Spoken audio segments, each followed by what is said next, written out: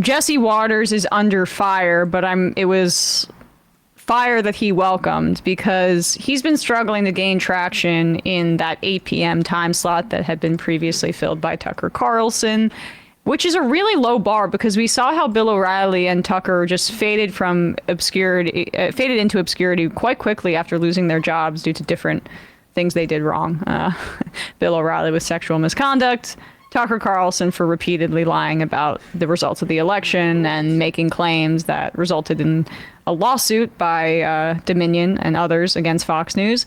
And they just kind of were like, poof, out of the public consciousness, except for their weirdos, because what's really humbling and fun to see is that the machine makes the man, not the other way around for these right-wingers. But Jesse's so bad at this that he hasn't been able to yet, even though he's held on to this slot for a bit, even been able to achieve their level of success on this front. So what does he do? Well, he evokes basically a sexual assault joke. He did learn from Bill O'Reilly. That was the show where he would go on the street, do man on the street stuff, including, just go to Chinatown and make fun of Chinese people. Like, look at these people and their language capabilities. Right. It was like shockingly racist, but I guess not so shocking. So he's learning from the best here. On the 5, the daytime show he appears on, he made this comment about Kamala Harris. While Joe Biden spends this week at a beach in Delaware, and with Harris nowhere to be seen today, President Trump was at Arlington National Cemetery honoring the 13 heroes killed during the Biden administration's botched Afghanistan withdrawal 3 years ago today. Trump later going to Detroit and hammering Kamala's role in the chaos caused by Kamala Harris, Joe Biden. The humiliation in Afghanistan set off the collapse of American credibility and respect all around the world. Every crisis Kamala and Biden have created on the world stage can turn around very quickly, and we're going to turn it around, but only we need strong... I like the idea that the withdrawal from Afghanistan and not just the the decades-long occupation of Afghanistan. But anyway, and I should say that this is the lead up to Waters' comments, but Trump deliberately set up this agreement with the Taliban that it had like a 14-month timer so that he could walk back the deal if he got reelected. He struck this deal at the beginning of 2020. He could walk it back if he got reelected. Which is what he's implying he would have done now. Exactly, because he didn't want the PR from it. But Biden, honestly, in a move that was righteous, said okay, we've been putting this off for 20 years, for 20 years, I guess, when he did it in 2021, basically. We've been putting this off for 20 years. So I'll take the PR hit. And he did take it, right? We need to withdraw and end this occupation and this war in Afghanistan. And the Taliban did take over, but that was because there was a puppet government there, and it was a matter of time when the United States withdrew. So Trump set this up to mess with Biden, and so he's trying to keep running on it. But I have my doubts about how salient the 2021 Afghanistan withdrawal is on what people are going to do in voting for Kamala Harris in 2024. But I digress. That's the setup here. On the world stage can turn around very quickly, and we're going to turn it around, but only we need strong leadership. We'll get the resignations of every single senior official who touched the Afghanistan calamity to be on my desk at noon on Inauguration Day. It's also been 3 years since Kamala boasted about being the, quote, last person in the room when Joe Biden decided to go ahead with the Afghanistan withdrawal. Jesse, people consider you to be the last person in the room because that's because everybody keeps trying to ditch you. Yeah, they just left.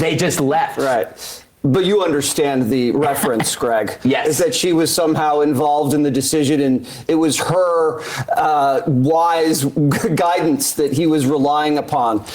Listen, she was the last in the room in Afghanistan. She was the border czar, and she was the deciding vote on trillions of inflationary spending. On those 3 most popular Joe Biden items, she's basically like a conjoined twin. You cannot separate the two. And let's talk about foreign policy. What is her foreign policy? This is where the president has his most impact. You have a lot of room to maneuver there as commander-in-chief. We don't know who she is. We don't know what she believes. She's going to get paralyzed in the Situation Room while the generals have their way with her. Right now, Jesse Waters. Jesse, I don't like that. Figuratively, Take again, it back. have their way with her, control her, not in a sexual way. You're now having F-16s getting sent over to Ukraine, and Ukraine's actually now invading Russia, and you're going to have her as commander-in-chief? That's nuts. Okay. So Juniper J makes a good point, right? Saying if 12 service members died during the Afghanistan withdrawal, I would wonder how many would have died in the past 3 years if we had stayed. They're not concerned with soldiers and Marines dying. Yeah. That even offended Judge Jeanine.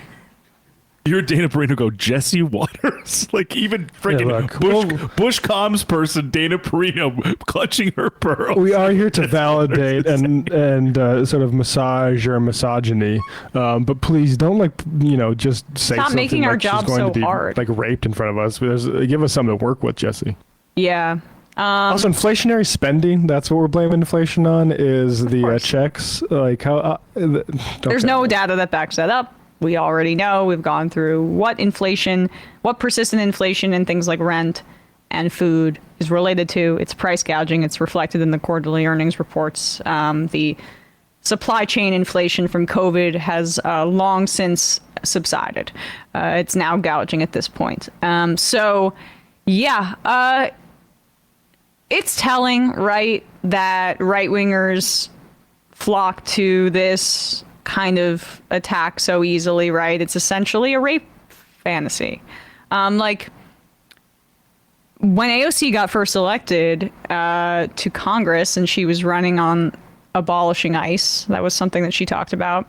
There was a Border Patrol secret chat that depicted photos of her getting sexually assaulted by Trump and others that circulated. I've seen some of those images. It's disgusting. And it's the go-to, right? Like if a woman is powerful, that's how they think. Like what they think is funny for the audience is to see her getting taken down a peg. And how do you get taken down a peg? Well, you get overpowered. And what's the ultimate expression of power? That's what rape is. Like rape is a crime, not of, of course, like there's sexual, like there's a sexual act, or like there's a release in some way for the rapist, but in the bulk of it is about power, right? It's about exercising power over somebody who has no control or is in a victimized position or in a powerless position and imposing that on them. And so we're going to see more and more of this as Harris continues to run, because that's the only way, like that's how they want to joke about a powerful woman. They want to joke about, they think it's funny to tear her down by showing her, like, you want to feel really powerless? This is how. It's a den of sexual harassers, Fox News. It always has been. And anybody who's been there for long enough is guilty, almost certainly, of looking the other way on some pretty horrible stuff. So it's interesting for Jesse Waters to go so far that even, some of the women at that network have to be like, Jesse, we're trying to turn the page a little bit on, the Roger Ailes thing. But ultimately, that's the only thing that they, like guys like Jesse Waters know, or Greg Gutfeld or whoever, know what work is, to lean into that sort of rancid crap. Yeah. Look, calling them sexual harassers, like, let's be fair here. Jesse Waters is a married man. Jesse Waters married this, his colleague. Well, he was married at the time that they met. She was 25 and he had kids, but, he married her and they had this nice meet cute, where Jesse Waters admitted on The Five that he, quote, let the air out of now wife Emma's tires when he was, quote, trying to get her to date him. She couldn't go anywhere. She needed a lift, I said. Hey, you need a lift? She hopped right in the car, said Waters in his story about how they got acquainted, drawing laughter and questions from the rest of the group. Emma was 29 at the time. She didn't know the story before her husband told it on air. Now she does, he told his colleagues. on the 5 joked Greg Gutfeld, "You're basically the Zodiac killer." No, Emma, sorry. Wait, is that... To be clear, she's 29 at the date of pub. No, I know. I said 25 before. Yeah. Oh, so got it, 25. Yeah. I thought I heard 29 both times. My bad. If that's true that she didn't know the story before her husband told it on air, I'm just going to let that speak for itself. okay. So he married her in 2019. So she's 34 now. Yeah. Actually, my parents met at a party. Somebody had done that joke of pulling the chair out for my mom, and she fell down, and my dad helped her up. Now, imagine if 25 years later, my dad's like, "Oh, by the way, I told that guy to pull that chair out, and I never..." That would be a bit of an eyebrow raiser. It wasn't actually a chivalrous moment where I was helping you up. It was meticulously planned. I chose to humiliate you in front of everybody and make you fall on your ass so that you would come to me because you were feeling maybe like you needed help in that moment. I manipulated yeah, actually, you. that you know how your heart rate rose to like about 150 beats per minute when you went into the parking garage and realized your tires were slashed? That was actually my plan because I thought you'd be more susceptible to say like getting into my Range Rover. Yeah. It's like a more malevolent, like Nathan Fielder, The Rehearsal. Yes. Joke. Sort of like, I actually did slash your tires. Did you see? So Gutfeld and him needle each other there. This is another aside, but I was looking up this story last night about his wife. So I was on Jesse Waters' Wikipedia page. Gutfeld had once said, quote, on his show, he made a joke about Waters, "A new study shows half of men with thinning hair will avoid socializing, but then some will just cover it up," and then showed an image of Jesse Waters. So he's basically implying that Waters has a toupee. And He's got went the Turkish route. Yeah, and like you just see how like they're going back and forth there. They are men that like Jesse Waters is in his late 40s. I don't know how old Greg Gutfeld is, but this is literally how I observed frat brothers like talk to each other when I was 19 or 20 years old. Like they don't really know how to say they love each other or whatever, or they're in competition. I guess it manifests itself in different ways. But if they're, they don't like each other, it's just insults constantly, and then everybody laughs. It's like what they do at Barstool, basically. But you guys are old. I nailed it on Gutfeld. He's about to turn 60 on September 12th. Yeah, he'll be 60 in like literally a week and a half. and Memento mori, buddy. And Jesse Waters is 46. Okay, so like men negging each other about like their physical appearance on air. I mean, just grow up. Jesse Waters did not stop there. We talked about how he is consciously reviving birtherism, because it worked. Well, it actually did work the first time. No. Trump got elected in 2016. It was a racist conspiracy theory about Obama, and now they're trying it again with Harris. These the sort of low common denominator, easily understood by people who aren't paying attention type of things are useful in politics. So unfortunately, there's a lot of racists out there who'll be like, what? He doesn't have a birth certificate? That's crazy. But I don't know if it's as useful when it's not novel. Like when I think you can overdo it. Trump's doing this with he tried with crazy Kamala at first. Now he's going with Comrade Kamala, which I think is at least a little funnier. But he'd been reusing or recycling some of the stuff he used for Hillary Clinton, where he's like, woman, okay, I can do this. It starts to be like, okay, I've seen this movie before, but let's see how Jesse Waters tries to bring birtherism back for Kamala. Trump has to do the thing Democrats have been trying not to do. Tell us who the real Kamala Harris is. A weak fraud, fixated on being exposed, instead of fixated on you, the voter. What? Did you know that Kamala Harris didn't grow up in Oakland, as she always said she did? Where did this strength and passion By the way, she wrote about this in her book. So and this daughter of middle-class Oakland? Kamala Harris grew up in Berkeley, the People's Republic of Berkeley. Berkeley, the most insanely liberal precinct in America. Her birth certificate lists an apartment right next to Berkeley's campus. It's a half block south of People's Park, which is basically ground zero for every single radical protest movement. Kamala attended Berkeley public schools and was even bused to Berkeley public schools, remember? that little girl was me? If you bus lie if she's already about there. where you grew up, okay, so she's lying about her. Why did she have to be bused to another school? If she was in this community that was so, like, you know, liberal, elitist, wealthy, why would she have to be bused to another school? It's an interesting thing he skips over there. She moved around a ton as a kid. That's true. Her parents were professors, and so she lived in a variety of different places, but I think like a lot of her childhood was in this area. At one point she did move to Montreal when she was 12, but this early part of her life, I mean, this is pretty well documented, but keep going. public schools, and was even bused to Berkeley public schools, remember? That little girl was me.